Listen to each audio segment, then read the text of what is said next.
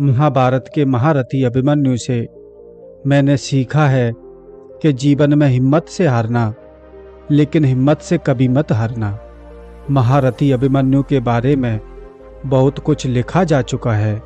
किसी ने कहा कि उसके रण और कौशल से जब बड़े बड़े योद्धा हारे थे, तब छल और प्रपंच कौरवों के बने सहारे थे। छल और प्रपंच का सहारा लेकर के उस महारथी का वध किया था। कौरव जो थे वो चाहते थे कि ये कैसे भी चला जाए हमारे रास्ते से, वरना आज ही हमारा युद्ध समाप्त हो जाएगा।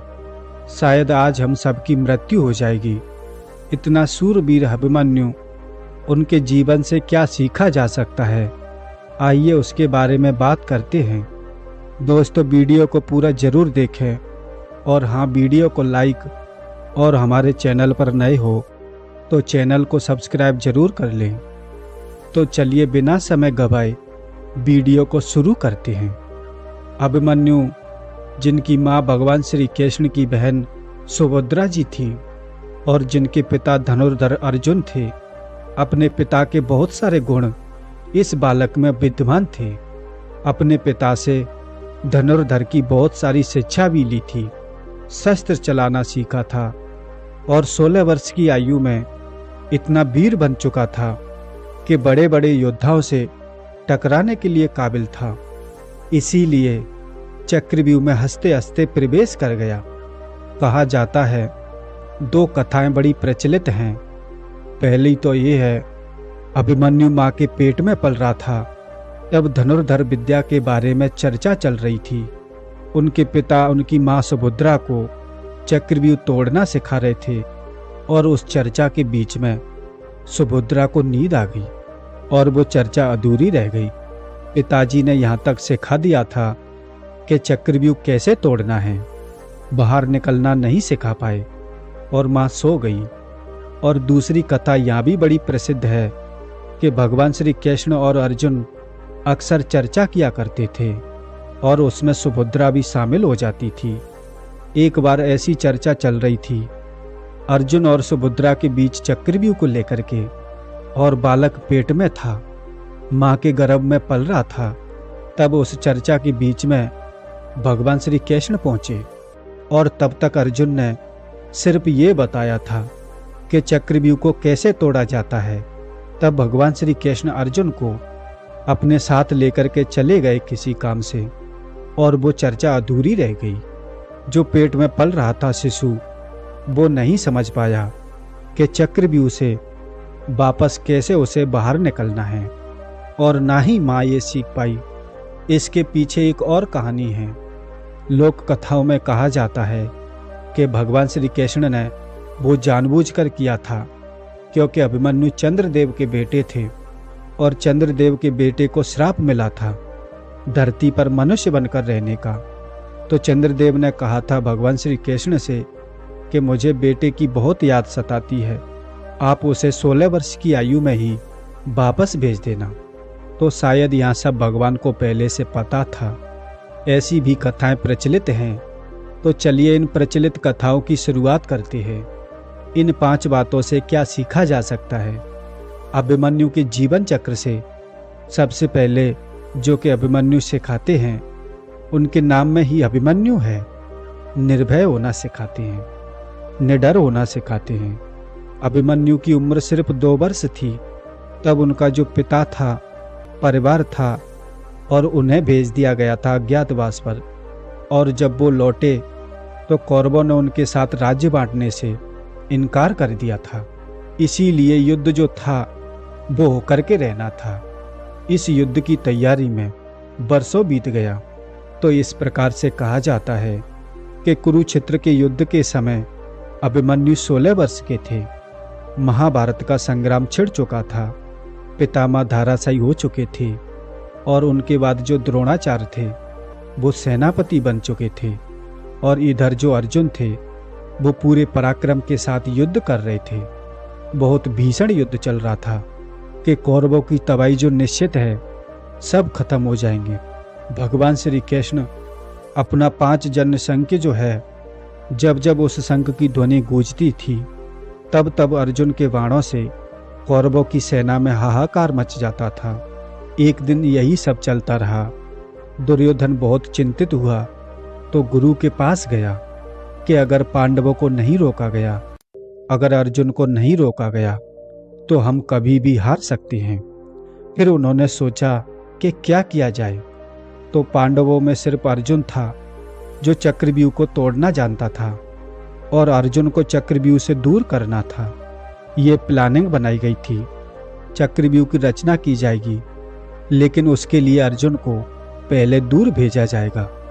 समसप्तक योद्धा जो थे, उनसे लड़ने के लिए भगवान श्री कृष्ण अर्जुन को रणभूमि के दूसरे छोर पर लेकर के गए और यहाँ पर चक्रव्यूह की रचना कौरवों ने कर ली थी, जिससे पांडवों को घेर लिया। अब बड़ा कमाल का संवाद है, बड़ा अद्भुत संवाद है। अच्छे से सुनिए, ध्यान से सुनिए। जब ये बात पहुंची युधिष्ठिर के पास में तो चिंता में पड़ गए, क्योंकि अर्जुन के सिवा किसी को चक्रव्यूह तोड़ना नहीं आता था। सब सोच में पड़ गए कि क्या होगा, क्योंकि सबको ऐसा लग रहा था कि हमारे सामने हार है, क्योंकि कह दिया गया था कौरवों की तरफ से, अगर तुम्हें इस चक्रव्यूह को तोड़ना नहीं आता है तो आप हार मान लेना। इस बात से बहुत परेशान थे और तभी अभिमन्यु शिविर में पहुंच जाते हैं और युधिष्ठिर के चरण छू करके कहते हैं कि आप इस तरह सोच में क्यों बैठे हैं, महाराज युद्ध के क्या समाचार हैं। तो उन्होंने कहा कि युद्ध के समाचार सही नहीं हैं। ये तो तुम जानते थे कि अब तक हमारी जीत हो रही थी। तुम्हारे पिता ने बहुत ही अपने युद्ध कौशल का प्रदर्शन दिखाया, तब अच्छे समाचार थे, लेकिन अब अच्छे समाचार नहीं हैं। अब जो है, जब तुम्हारे पिता यहाँ पर नहीं हैं और वो रणभूमि के दूसरे छोर पर युद्ध करने के लिए गए हैं और तब कौरवों ने चक्रव्यूह बना दिया और हमें ललकारा है, तो अभिमन्यु ने कहा कि इसमें चिंता की क्या बात है।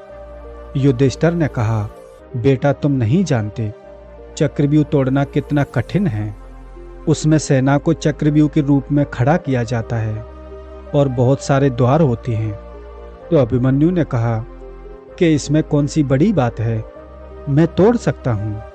तो महाराज युधिष्ठिर ने कहा कि ये कौन सी बात है, तुम्हें कैसे पता, चक्रव्यूह को कैसे तोड़ा जाता है। तो अभिमन्यु ने बताया कि महाराज एक बार पिताजी ने माँ से चक्रव्यूह तोड़ने का वर्णन किया, तब मैं माँ के पेट में था, ये वर्णन सुना था। मैं चक्रव्यूह से बस निकलना नहीं जानता हूँ। जब अंतिम द्वार तोड़ने की बात हो रही थी तो माँ को नींद आ गई थी और पिताजी ने बताना बंद कर दिया था। तो भीम जो थे तो वो गुस्से में कहता है कि अंतिम द्वार को तो मैं अपनी गदा से तोड़ दूंगा। तो युधिष्ठिर ने अभिमन्यु से कहा कि तुम तो बालक हो। तब अभिमन्यु ने कहा, मैं बालक नहीं रहा, आप बस आदेश दीजिए। और तब वहां आदेश दिया गया। तो अभिमन्यु उस चक्रव्यूह को तोड़ने के लिए पहुंच गए और जब एक के बाद एक द्वार को तोड़ते चले जा रहे थे, तब कौरवों को लगा कि अब हमारी हार सुनिश्चित है, शायद अभिमन्यु हम सबका वध कर देगा। तब उन्होंने छल किया और अभिमन्यु को अंदर घिर करके उसे चक्रव्यूह में मार दिया था। जो कुछ हुआ इस महाभारत के संग्राम में, ये बहुत बड़ा जो घटना चक्र है, वो सिखाता है कि जीवन में निडरता कितनी जरूरी है। जब आपके ऊपर संकट आ जाए तो डरना नहीं है, आपको निडर बनना है। और जिस तरीके से अभिमन्यु ने कहा कि मैं अपने परिवार की रक्षा के लिए सबसे आगे खड़ा हूँ, आप चिंता मत कीजिए, ठीक वैसे ही हमें निडर बनकर हर समस्या का सामना करना चाहिए। और यही अभिमन्यु सिखाते हैं कि हिम्मत से हारिए, हिम्मत मत हारिए। दूसरी बड़ी सीख जो अभिमन्यु से मिलती है, हमेशा अपना काम पूरा कीजिए, कभी अधूरा मत छोड़िए। अभिमन्यु जब चक्रव्यूह में अंदर घुस चुका था तो पूरा काम करना चाहता था, सबको नष्ट करना चाहता था, सबका वध कर देना चाहता था। अभिमन्यु ने तो वध करना शुरू कर दिया, लेकिन जो कौरवों ने अभिमन्यु की हत्या की, वो छल और प्रपंच का सहारा लेकर के आगे बढ़ रहे थे। युधिष्ठिर महाराज ने जो अभिमन्यु से कहा कि आप चले जाओ चक्रव्यूह में। और जब अभिमन्यु पहले द्वार पर पहुंचा तो गुरु द्रोणाचार्य खड़े थे। तो अभिमन्यु ने दूर से उनके चरणों में बाण छोड़कर प्रणाम किया और फिर बाणों की बौछार करते हुए चक्रव्यूह के अंदर घुस गया। उनके पीछे भीम और दूसरे पांडव वीर थे, लेकिन अगले द्वार पर जयद्रथ था, जिससे अभिमन्यु का भीषण संग्राम चल रहा था। अभिमन्यु अंदर चला गया, लेकिन जयद्रथ ने बाकी पांडवों को चक्रव्यूह के अंदर नहीं आने दिया और अभिमन्यु अकेला पड़ गया। वो अकेला ही सबसे युद्ध करता चला गया। उसके बाणों की जो बारिश हो रही थी उससे कौरवों की सेना घबरा चुकी थी। उनके अंदर खलबली मच चुकी थी। चक्रव्यूह के अंदर फंसा हुआ अभिमन्यु शेर की तरह लड़ रहा था। उसने दुर्योधन के बेटे का वध कर दिया और उसके बाद जब कौरव योद्धाओं को लगा कि अब तो हमारी हार निश्चित है, तो उन्होंने सारे नियमों का उल्लंघन कर दिया और एक साथ अभिमन्यु पर वार कर दिया। कर्ण ने उसका धनुष और रथ नष्ट कर दिया। बाकी योद्धाओं ने उसको ऐसे घेर लिया जैसे लकड़भग्गा घायल शेर को घेर लेते हैं। और चक्रव्यूह के बाहर जो फंसे हुए थे पांडव, वो बस अभिमन्यु की चीखें सुनते रह गए और कुछ नहीं कर पाए। और बाद में दुशासन का जो बेटा था उसने अभिमन्यु को मार दिया। हालांकि मरने से पहले अभिमन्यु ने उसे भी मार दिया था। कहते हैं कि वीर अभिमन्यु की मृत्यु से पांडवों की सेना में शोक छा गया था। और जब अर्जुन वापस आए, उन्होंने समाचार सुना। उसको पता चला कि अभिमन्यु को क्यों नहीं बचाया जा सका, क्योंकि जयद्रथ बीच में आ गया था। जयद्रथ ने अपना पैर जो है अभिमन्यु के सिर पर रखा था। तो अर्जुन समझ गया कि मुझे सबसे पहले जयद्रथ का वध करना है और सूर्य डूबने से पहले मैं इसे मार दूंगा। ये अर्जुन ने प्रण लिया था। उनके प्रण सुनकर के अगले दिन जयद्रथ जो था वो कौरवों की सेना में छुप करके घूमता रहा। बहुत लड़ाई हुई। लड़ते लड़ते शाम हो गई। अचानक ऐसा लगा कि सूर्य छुप गया और जयद्रथ सामने आ गया। उसे लगा कि अब मुझे कोई नहीं मारेगा और सूर्य फिर से चमकने लगा। भगवान श्री कृष्ण का वो चमत्कार था। उन्होंने अपने सुदर्शन चक्र से थोड़ी देर के लिए सूर्य को छिपा लिया था। अर्जुन ने एक ही बाण से जयद्रथ का सर काट दिया। पांडवों के शंखनाद से आकाश गूंज उठा। ये वो पूरी कहानी है उस चक्रव्यूह की। तो इसलिए अभिमन्यु ये सिखाते हैं कि जीवन में काम पूरा करने के लिए आगे बढ़िए, आप हार मत मानिए। तीसरी बात जो अभिमन्यु के जीवन से सिखाती है कि हमेशा सचेत रहिए, हमेशा चौकन्ने रहिए।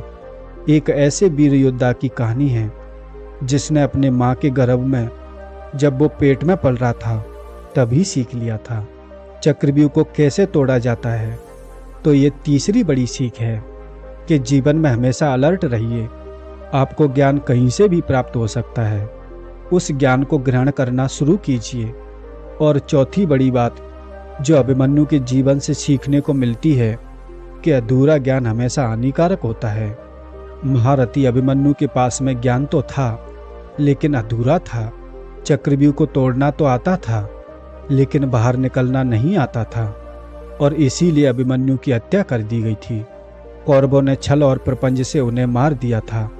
अगर अभिमन्यु को मालूम होता कि बाहर कैसे निकलना है, अगर पूर्ण ज्ञान होता तो बात कुछ और होती।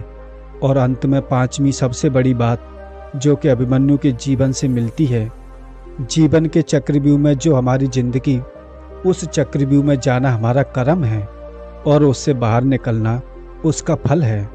फल पर हमारा अधिकार ना आज है, ना कल था और ना कभी हो सकता है। हमारा अधिकार सिर्फ कर्म पर है और हमेशा रहेगा।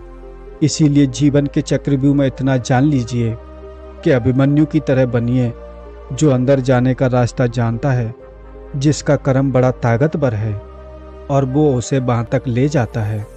फल जो है उसे भाग्य पर छोड़ दीजिए। आगे बढ़ना, पीछे ले जाना सब प्रभु की माया है। आप अपने कर्म में कमी मत रखिए, आप अपने कर्म को कीजिए। यही अभिमन्यु हमें सिखाते हैं।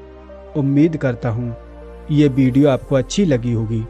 वीडियो को पूरा देखने के लिए आपका बहुत बहुत धन्यवाद।